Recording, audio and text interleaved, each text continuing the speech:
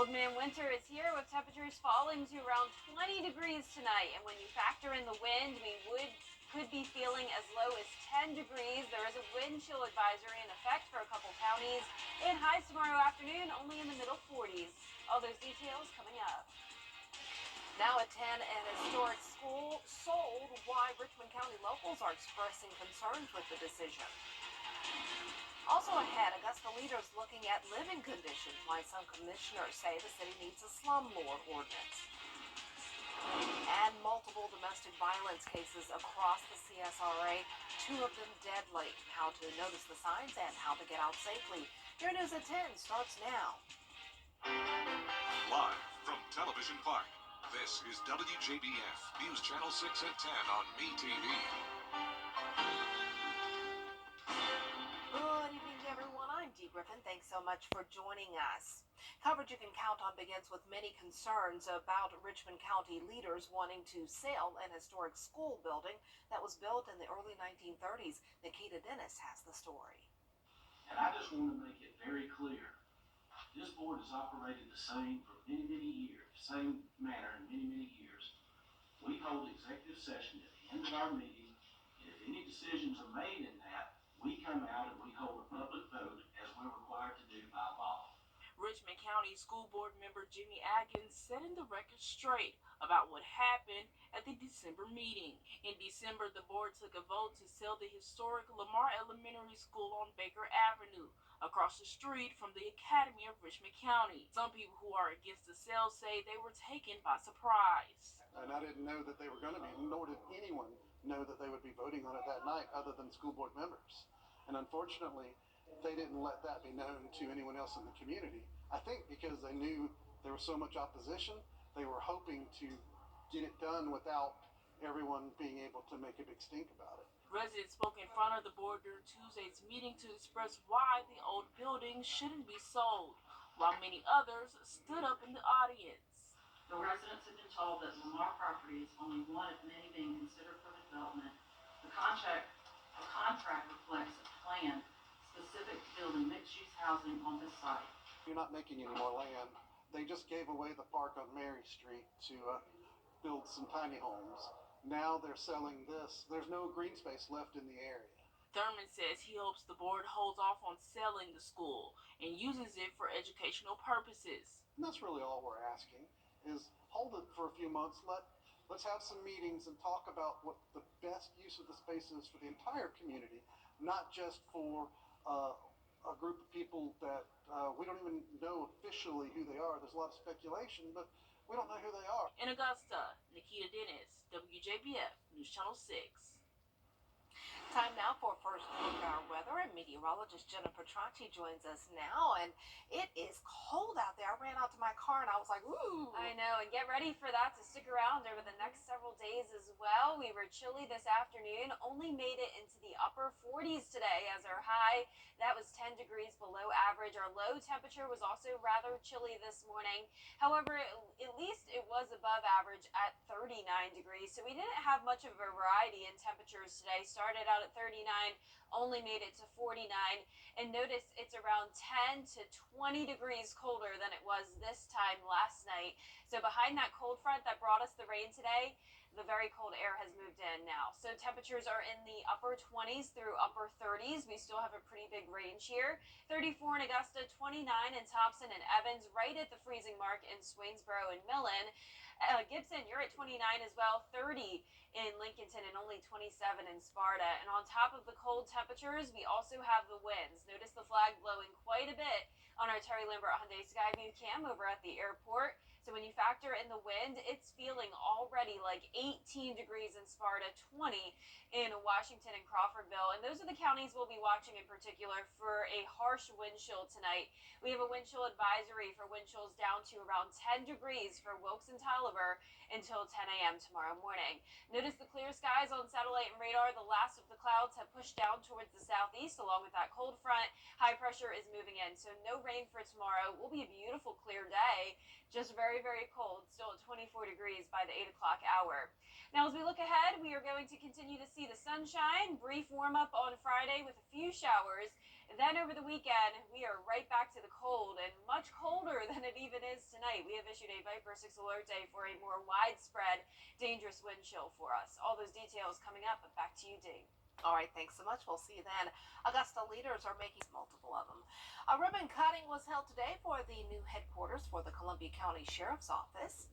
New technology in the building is helping the office run more efficiently, reducing the need for added manpower. Sheriff Clay Whittle tells us it's helping them solve crimes faster and makes it easier for different departments and county agencies to work together.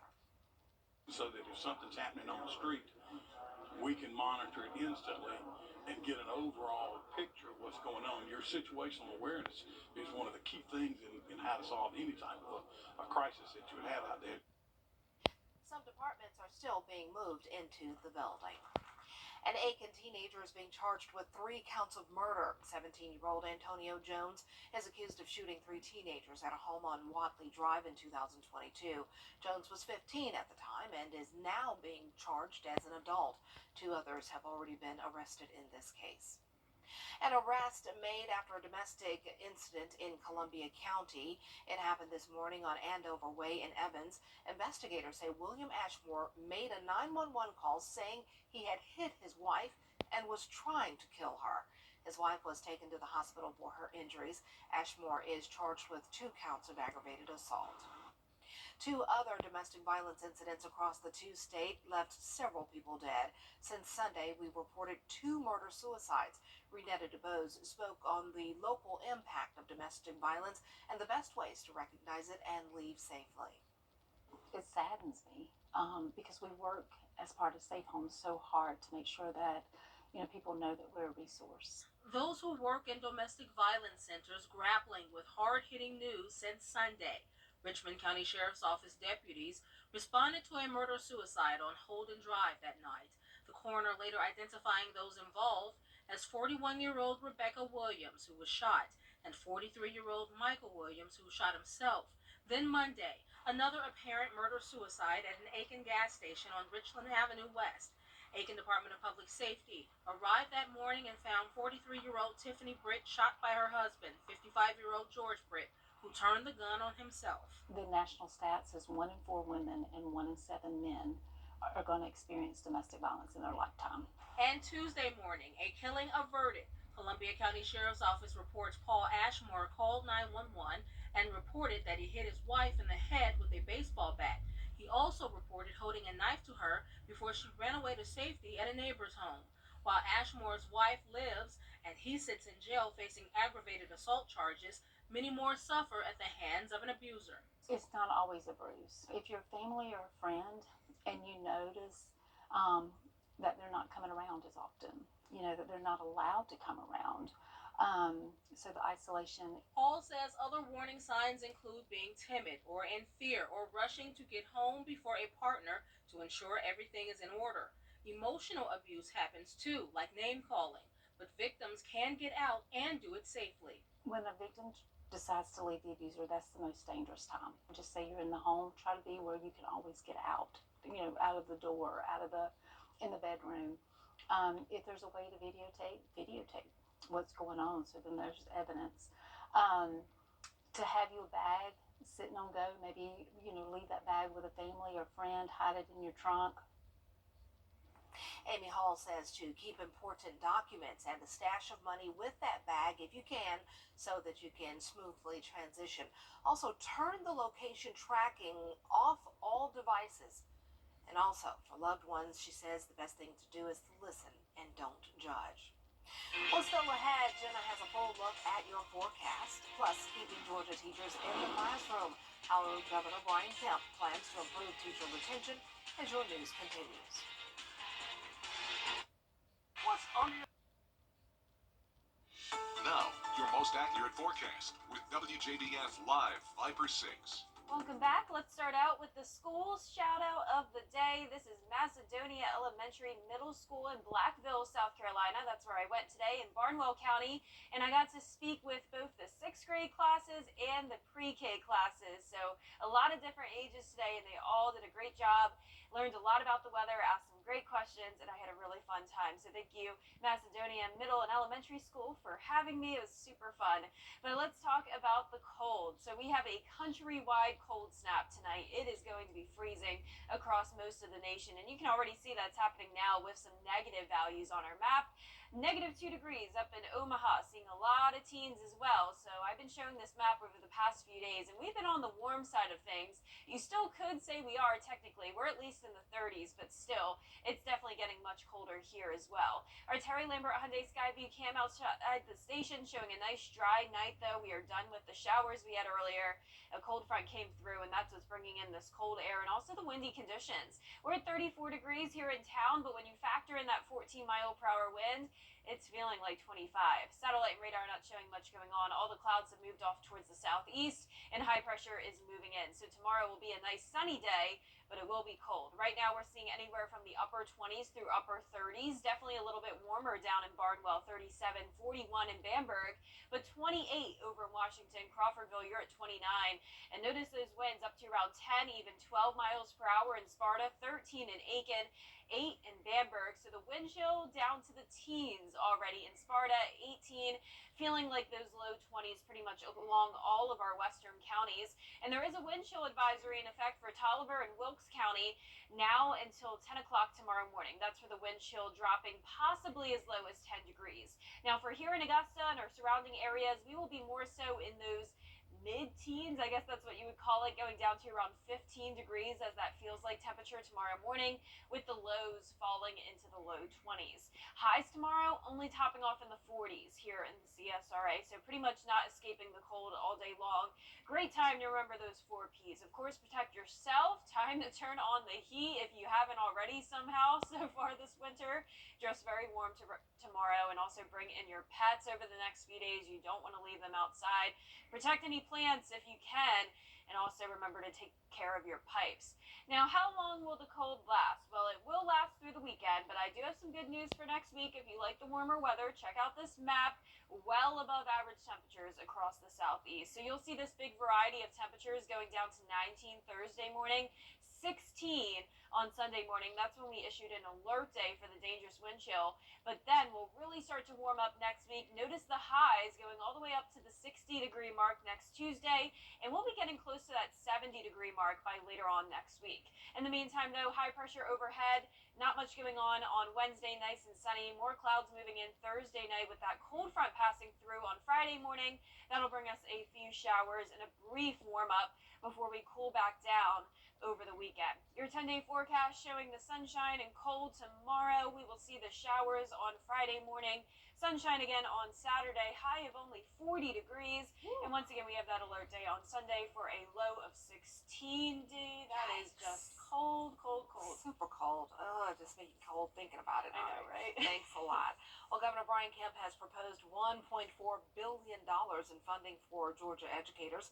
He also wants the money used to increase reimbursement rates for early care and learning, fund literacy initiatives for coaches and screeners for K through 3rd grade students, a $2,500 pay raise for teachers, and to invest $185 million for a school security grant program.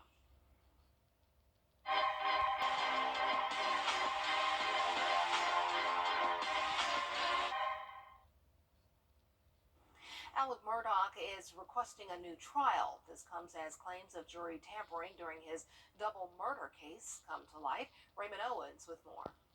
Alec Murdaugh is requesting a new trial on the grounds that Colleton County Clerk of Court Rebecca Hill tampered with the jury during his double murder trial, where he was convicted of murdering his wife and son last year. Murdaugh attorney Jim Griffin talked to Judge Toll about sworn testimony from 3 jurors in the case regarding what Hill told them. And all 3 statements are consistent, and in that they heard Ms. Hill, the clerk of court, prior to deliberations, and frankly before the defense put on their case, Ms. Hill instructed, do not be fooled by the defense. That's what the sworn statements say. The defense believes the jury getting those instructions from the clerk of court is cause for a new trial. And so then the question becomes, factually, did those contacts happen? And then, you know, we proceed from there as to what the burden of proof is after that. It's clear, it's in sync, it's uniform, that is the defendant's burden to show prejudice, and that's of course only after there's a determination that any sort of extraneous influence occurred. In other words, the state believes the defense has to prove not only that Hill tried to sway the jury with statements, but also that jurors believe their verdict may have been swayed due to that influence. Judge Toll made it clear that she wants a very narrow focus at this hearing. She wants to know what Hill said to jurors, and she wants to ask all 12 about that and whether those statements impacted their guilty verdict. Eric Bland, the attorney who represents 4 of the jurors, talked to me after today's hearing. But they're going to tell the truth, and I fully expect that they're going to say that they rendered a verdict of their conscience. Remember, they heard over 70 witnesses testify and received 400 pieces of evidence, and they rendered their decision. And I think what you're going to hear is they were not impacted by anything that they may have heard or anything that Miss Becky may have allegedly said. News Nation. Now, WJBF sports coverage you can count on. Nearly 24 area high school basketball teams ranked in their respective top 10s between both states and boys and girls teams in Georgia and South Carolina. 4 of them under the same roof on Tuesday night top 10 matchups.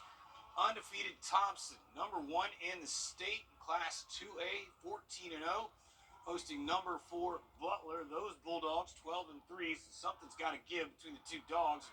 Thompson D looking good early on. Ty Jones, Daquan Young combined for the steal, and Ja'Kias Jones, the beneficiary, gets the tough lay-in. More Thompson defense. This time it's Jones with the steal and Daquan Young getting the bucket. They were out in front early, but here comes Butler. It's the Roosevelt Brown portion of the show. It's the long 2-pointer. Then if it's working, go back to it. Marcus Curry feeds Brown for the 3 in the corner, and Butler up 4 early on. More from Brown comes right down Main Street. Pull-up jumper in the lane. That was good. Thompson's Coach Thomas looking on, wants more from his boys, and he would get it. Thompson gets back in a rhythm there, swinging around. Eventually, Ty Jones going to go baseline here for the nice reverse lay-in. Thompson gets the win, 64-50, the final. And in the girls' game, the number 3 Thompson Bulldogs take down the number 6, Butler Lady Bulldogs, 41-35. Both of those teams, all 4 of them really expect to contend for not only the region title, but the state title as well.